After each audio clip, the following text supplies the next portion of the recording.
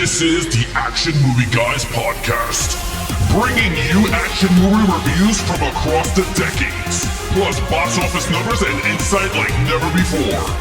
And now, your hosts of the Action Movie Guys podcast, Alex and Nate.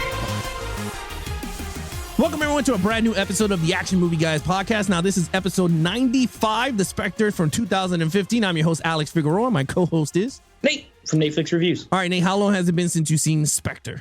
Okay, saw this in 2015. I saw this Saturday. That's it. 2 times. This was my second time watching it. So, and we're gonna get into why. But yeah, I've seen it twice. Yeah, for me also, I've seen this twice. I've seen one in the theater, then again on 4K, and then again this Saturday. So technically 3 times, if you really think about it, because you watch the 4K, then you rewatch it. So it's an interesting rewatch. That's all I got to say. But for those of you that are new to the channel, we have an actual list agenda. I'm going to give you guys really quick how we do this stuff. We're going to give you guys an opening title sequence. It's only new for the Bond movies. Then we're going to go right into some box office numbers, Rotten Tomatoes, and then right into our actual movie review. So with that said, let's get right into the opening title sequence. Okay, so we're coming off of a title sequence that was glorious, for lack of a better term. Both of us gave it a 5. So what did they do? They go, okay, look, we had Chris Cornell, awesome, right? We had Alicia Keys and Jack White, awesome artists, not awesome Bond theme song people. Mm-mm. Then we had Adele, best of both worlds, awesome Bond artist, awesome regular artist, right? So then they said, well, who can we get? So they got the male version of Adele, Sam Smith. Sam Smith's a good singer. And at the time, you got to think 2015, he was on the rise. You know what I mean? Like he was blowing up big. Yeah. This song is incredibly unmemorable. I'm not saying it's bad. There's a difference between bad and unmemorable.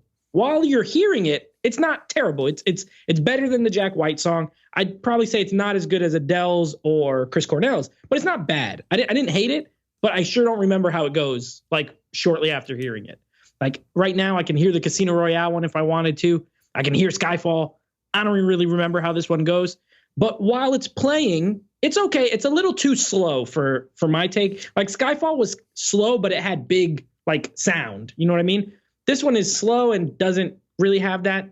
I do like the credit sequence itself with all like the octopus and all that kind of stuff. I thought it looked cool. I'm going to give it a 4. I didn't think it was bad by any means. I don't think it was bad. I just think it was not super memorable, the song, but the visuals were great. I actually liked them a lot. I totally agree with you on that. Now, you're absolutely right. Now, the artist for you, those of you out there, is Sam Mendes. I mean, Sam Smith with Writings on the Wall. That's the name of the song for this movie.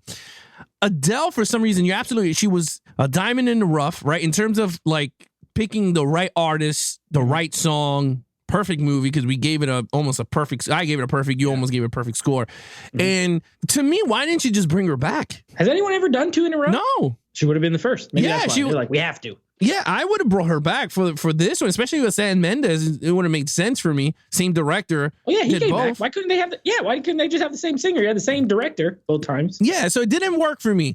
The song, I understand. My wife is more into. She knows more the lyric because she loves him as an artist. So she was like, this song fits more Casino Royale. If you really listen to the words, it's about like him sacrificing himself, and that was more Casino Royale if you really think about it. He basically sacrificed himself for Vesper, but for this one I kind of understand.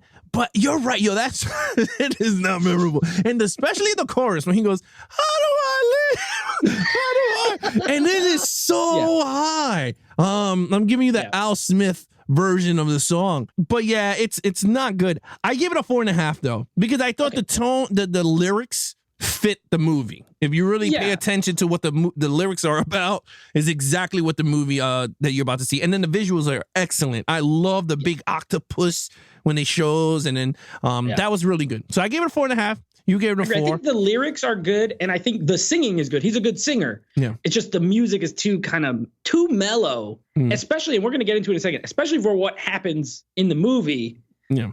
It was, but it was good. It was good, just not great. No, yeah, you're absolutely right. But let's get right into some box office numbers before we get into our main review. So with the last one made $1 billion. Yeah. So does it come close? We'll find out. These are the numbers for Spectre from 2015 box office numbers. Domestic, 200 million. International, $680 million. Ooh, did not hit the billion. No, it did not. Worldwide for $880 million on a budget.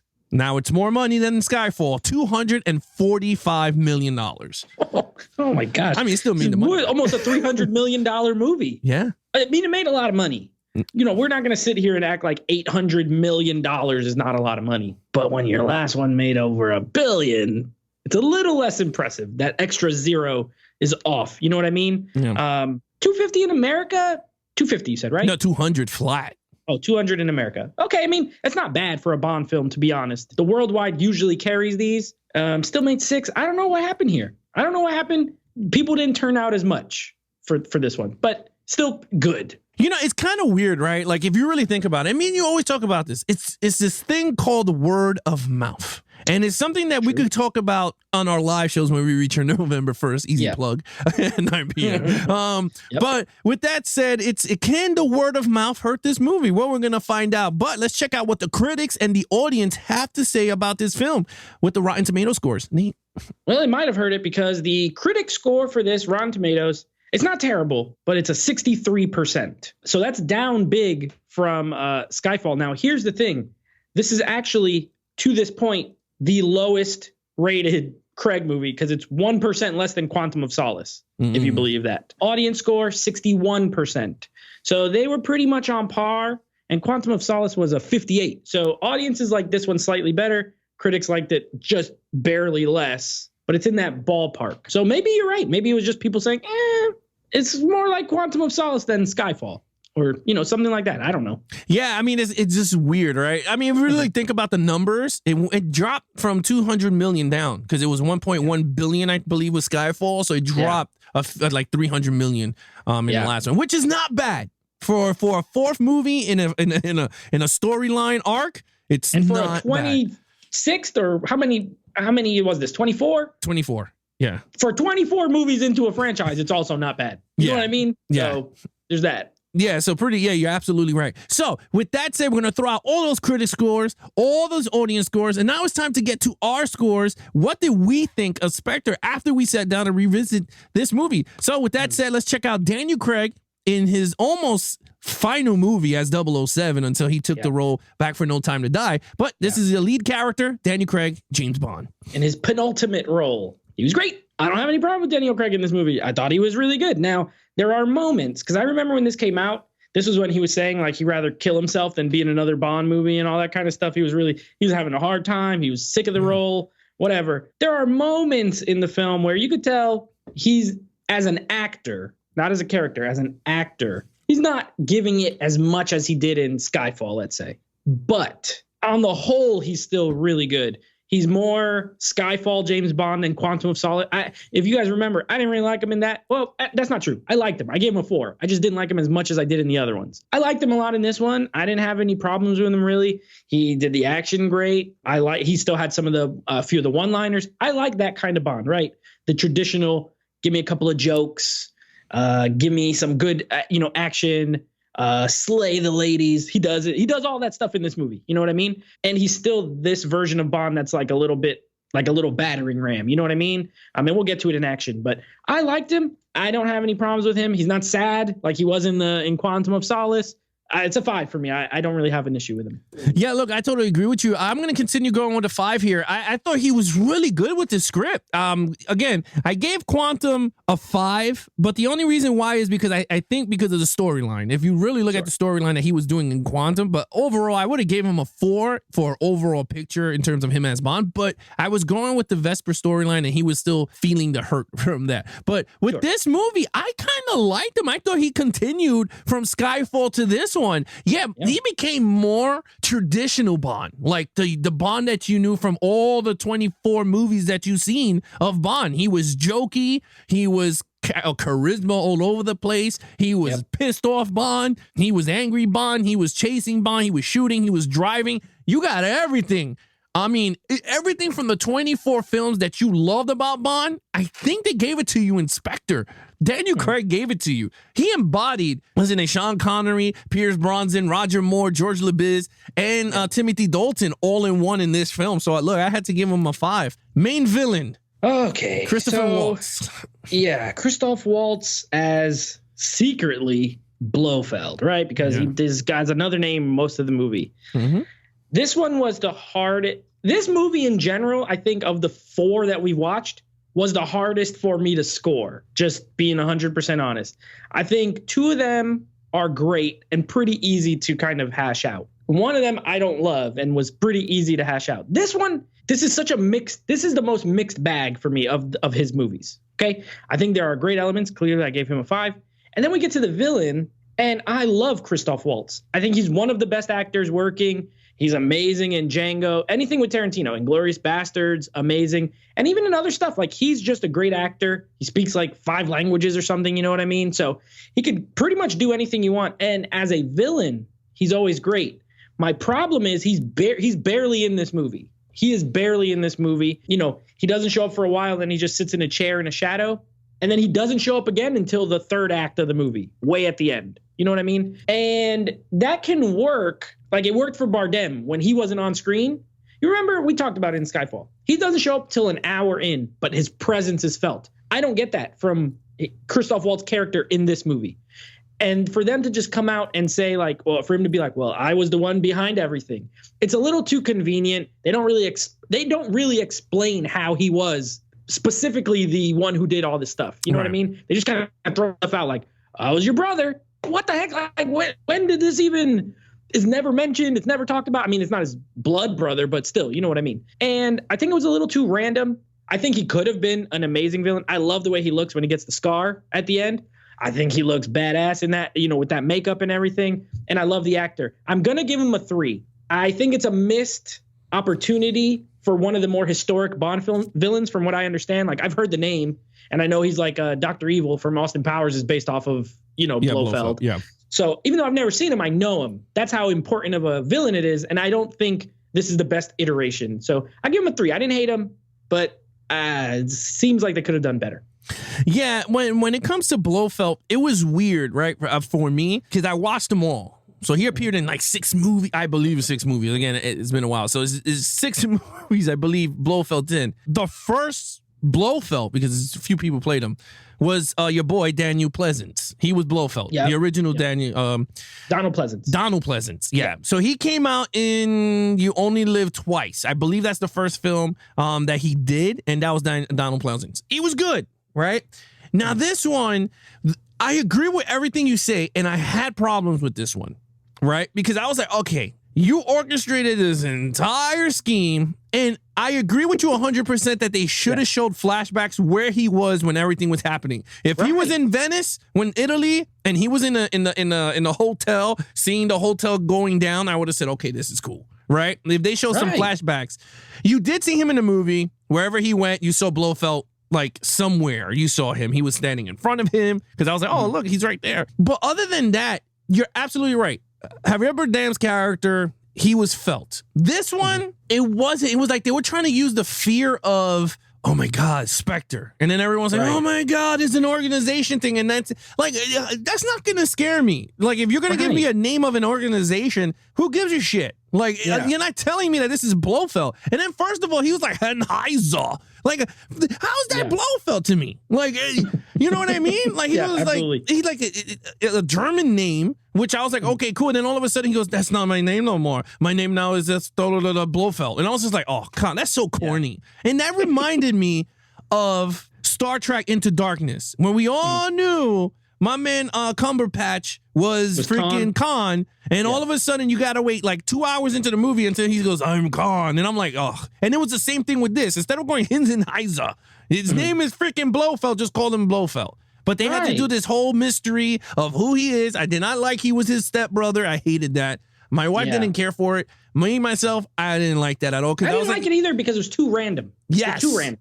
It was coincidence. Oh, it's my, and I'm like, so you mean to tell me that was his stepbrother and not out of the blue he remembers him? Because in the other 3 movies, he's not going to remember him. And like James Bond, who's a spy, never kept track of where this guy went in life at all. Yes. You know? Yes. And he knew, because they mentioned how he died or whatever, and he knew, Bond knew, like, no, he's not, or whatever. Yeah. Come on, I don't know. I didn't like that. It was too, to me, it's just so too coincident. Now, in terms of the actor, fantastic. I Get an loved argument him. from me. Yeah. You gave him a 3. I'm going to go up a notch. I gave him a 4 because I think his presence, he didn't die. So I already know, we all know from the trailer, he's going to come back. So I think that's going to be more impactful to figure out what's going to happen with Blofeld. So I gave him a 4 in this action sequence. Okay. So, all right. You know what? This will be my first one. I'm going to give this one the 5. I think for my money, this movie actually has the best overall action of the Craig films. The cold open in Mexico, I love it. I love the way it looks. I love the way it's shot. A long take. I'm a sucker for a long take. Yeah. And we know Sam Mendes did 1917, which is all one long take. Well, told in one long take. This opening scene is the same thing. It has that long shot into the crowd, into the building, it's beautiful. It really is like filmmaking. The filmmaking, fan in me, the nerd, I was like, I love this. I remembered it being awesome. Then you just get big set pieces. And this is why I like it. The action scenes in this are long. The car chase with Batista is like 10 minutes long. They're driving and the cars look beautiful, well shot. Then the plane scene, it's like 10 minutes. I'm like, give me these big, huge action sequences. And the other ones had like one big one and then like smaller ones. This one just like only had big ones, pretty much. The opening is great. The car chase is great. The airplane. I love the fight. The fight with Batista on the train. That's Bond got to really do some hand to hand. We got a glimpse of it with the Skyfall scene in the building with the neon. Now you really got to, and Batista was doing work in that scene. And it's a great choice because he was a wrestler. He knows the physicality. He's huge. It's great. I loved it. I gave it a 5. I think the action in this, maybe to the detriment of the film, the action is kind of the focal point for me. I think it was the best of the series, personally. I totally agree with you. I enjoyed this. And it's funny because you have not seen any of the old ones. This movie is such an homage to the old Bond movies. If you love this stuff, what you're watching now, again, the old movies, you already know you're going to get some cheesy stuff. But you get tons of long sequences. Bond driving his car, doing some outrageous driving sequences. But it is so fun. This one, you're absolutely right. This is a great action. I gave Skyfall a 5 because I just love the action scenes there. Yeah. This one was such a 5 for me because it was such a blend of the old Bond movies with the newer action stunt, whatever versions, I don't know what you want to call it, the newer versions of shooting action movies. I think it works so well. I love the plane scene. Like, people hated that. When I talk to people hated that scene because they were like, it never happened. I'm like, bro, you never seen 24 films of Bond. This is the most accurate you're going to get of a dude driving it and losing his wings, and he is chasing them. I love it. The music was all over the place with the action. It drew the suspense. And every time he did some Bond thing, it was like, and I was like, yes, finally. Really good. Yes, we finally got a movie that when Bond does something, his theme song kicked in. And I absolutely loved it. The train scene reminded me of all the train scenes with Roger Moore on when he's fighting, was it not Jaws? Is it Jaws? He finds one of those dudes. I think it's Jaws is one of them, and some other henchmen he fights in other movies. It's just such a great homage to the old Bond movies, and I had to give it a 5. Such a great action scene. And the Aston Martin. Mentioned, I'm sorry to cut you off. I'm glad you mentioned the plane because I watched this with one of our patrons. Shout out to our patron and my cousin, Beckish. And when he pulls up in the plane and like opens the window, and she's like, "Oh, this is cheesy," and I'm like, "No, it is, but it also is Bond. Like that is one of the most Bond moments. That was a very Pierce Brosnan because that's the only other ones I've seen. Yeah. That's some crap he would do. Open the window, like wave hello. You know what I mean? And then the rest of the scene is amazing. I don't even care. I'm sorry, go ahead. And then Batista did the same thing too. Like he pulled in, he had a double gun. He had a gun with him.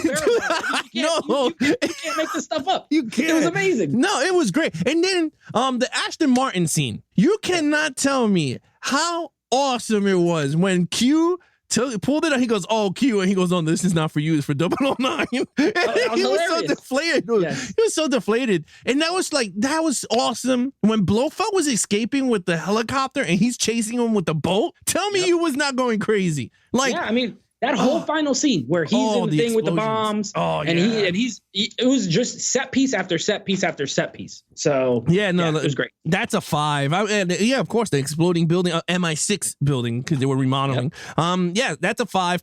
Let's get to storyline. Okay, so again, this is why this one was harder for me. I was not as engrossed with this story as I was with some of the other ones. I don't think it's as story-wise bad as Quantum, but it's nowhere near. I gave Casino a 5.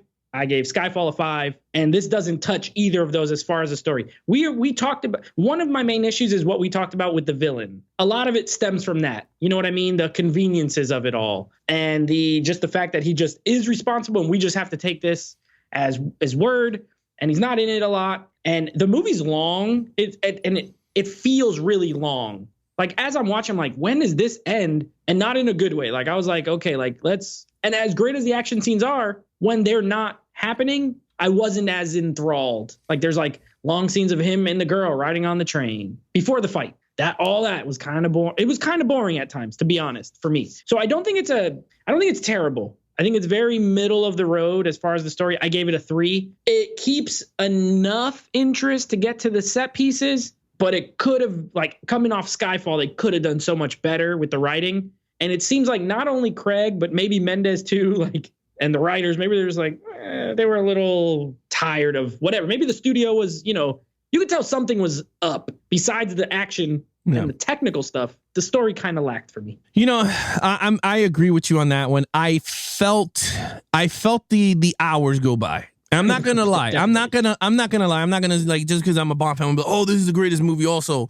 No, I felt it. I even told my wife, I was like, damn, we're already in the 2 hours. Like when you pause, like we paused it. Mm-hmm. Like I do this sometimes now when we're doing our reviews just to see where we are. Like, am I enjoying this or not? I pause it. And when I paused it, I was like, man, we got 45 minutes to go.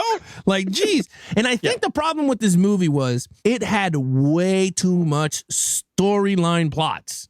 I think they were concentrating too much on Blofeld. If you're going to go down that road, you go down that road. No, we had to do Blofeld.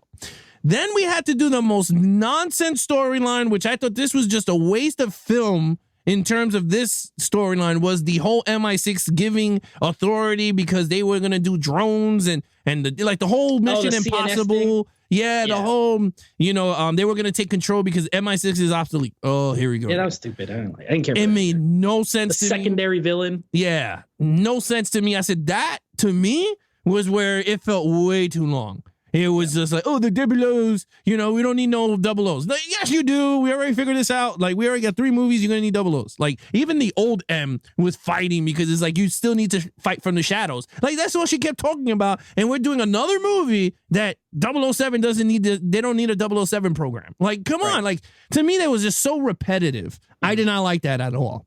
I felt like him and the girl storyline with Mr. White, again, an interesting character that I think they should have focused with Daniel Craig throughout these 4 movies. And I don't know if you agree with me, but Mr. White, if he was this critical that Blofeld was searching for him, you should have gave us a movie that was all Mr. White and Bond was searching for him, and they developed a relationship where he just trusted him. Like they have like the love and hate trust or whatever. Right. And then you go off after his daughter at the end, they kill him or something. Mm-hmm. I felt like that storyline was so rushed. It was like, Pierre White. Oh, Mr. White. Okay, let me go get Mr. White. I didn't like that much. Again, I gave it a 4 in terms of storyline for certain storylines and not all of it. I think certain the storylines that captivated for me in the movie was the Blofeld and Mr. White. I did not care at all for the MI6 giving control to the other dude, the douche. And that I did not like absolutely at all. The other storylines I did, and it engaged me. So I gave it a 4, but I do totally understand why you gave it a 3. Overall. Yeah. Okay, so overall, I think it's a good movie. I don't remember when I scored it when I first saw it. I don't think I was crazy about it because it was so long. And I'm pretty sure I saw this. This was back like still when there was like midnight showings. I'm pretty sure I went to like a midnight screening of this and I didn't get out till like 3 a.m. You know what I mean? On a Thursday. So that had a definite effect. And that might be the reason I didn't rewatch it all these years. Cause I was like, I remember it being kind of boring. And then I watched it. I don't find it altogether boring now. I find moments boring. I think things are dragged out too long. Scenes are dragged out too long. Those subplots that you mentioned, I don't care for either. The only thing that comes out of that I do like is I like Ralph Fiennes in this as M. He's constantly moving. He's great actor, and I like his portrayal of M. It's different than Judi Dench but he's still tough like she is. but he's a little bit more like on the level with Bond. And like, he doesn't, as much as she like loved him, she seemed to hate him too. She's like, I love you, but I kind of hate you because and he doesn't have that with Bond. You know what I mean? So I like him. I don't love the love story as much with him and the girl, with the Mr. White's daughter.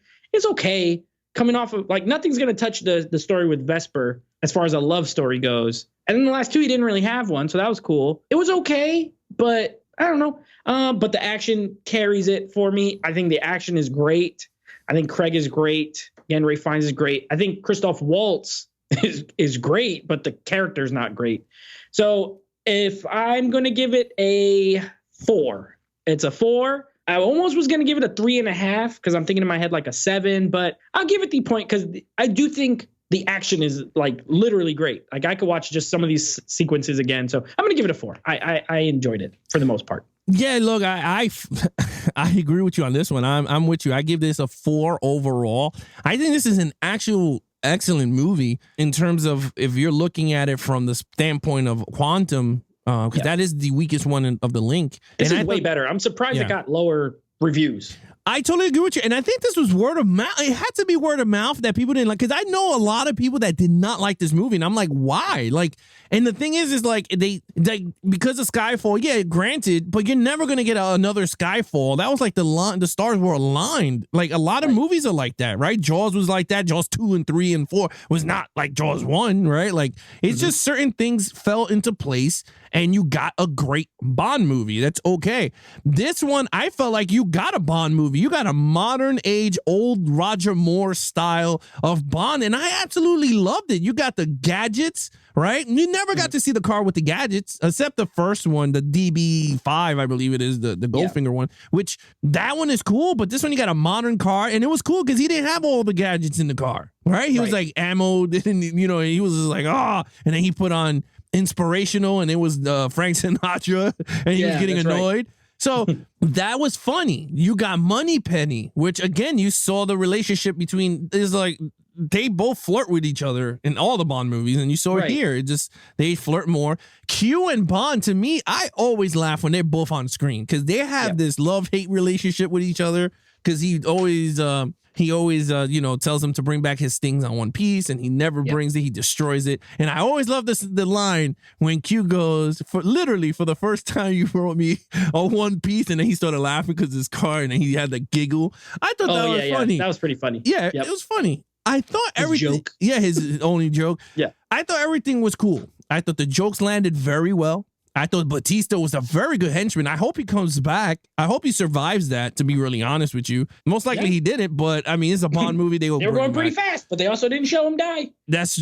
So I hope they bring him back. We got Blofeld for another movie. We don't know what his role is in No Time to Die, but we will see. Look, with that said, I gave it a 4 total points. You know what? I think Blofeld, you know what? I wouldn't be surprised just by the little trailer I saw. I bet you he's like a Hannibal Lecter role because he was in a jail, and I bet you he gives him information to get the new guy. That's my guess. Yeah. Well, and also, he survived that explosion, and all he got was a scar on his eye. Maybe Batista lived. That's all I'm saying. Maybe he lived. Total points for me is a 20 out of a 25. I think, like you said, it's not unfair. I don't think it's unfair to compare it to Skyfall, but it does it a little bit of a disservice to say because Skyfall was great, this one sucks by comparison. I don't think it sucks by comparison. I don't think it's as good. But if you just take it on its own merits, maybe watch them like separate, far apart. It's a good movie. 20 out of 25. Yeah, and it's cool. Mine is 22.5. And the one thing you just said right now, this movie, I could throw it on without watching the other ones and enjoy it for what it is. It's a standalone movie also. That opening break with the helicopter is still sick, to be honest. That was really, they actually did that. There's no CGI, ain't nothing. Like, if you watch the making, they really did the flipping with that dude. It's just crazy. That is actually pretty cool. And that is a giant set piece, that Mexican, the Mexico. The Day of the Dead? Yeah, that was all 2,000 extras or something, I believe they did. It was like one of the biggest set pieces in Bond history, I believe. But it is a fantastic movie. I mean, that's all I got to say. But yeah, 22.5 for me. 20 for Nate. What's coming up, my friend? All right. So this month we are starting our badly reviewed action movie month. And I'm going to use that term because maybe we'll like some of them. You know what I mean? We give our own scores, but these are like the worst reviewed and also like box office flop action movies as voted on by you guys, the listeners. And the first one that we're going to be doing is the 1990s, I don't know, 97 maybe, a classic, Speed 2, Cruise Control. So we're going to be reviewing that. And then next week, we got a very special, our first ever podcast episode of a movie that is actually playing in theaters when we wrap up the Craig series with No Time to Die.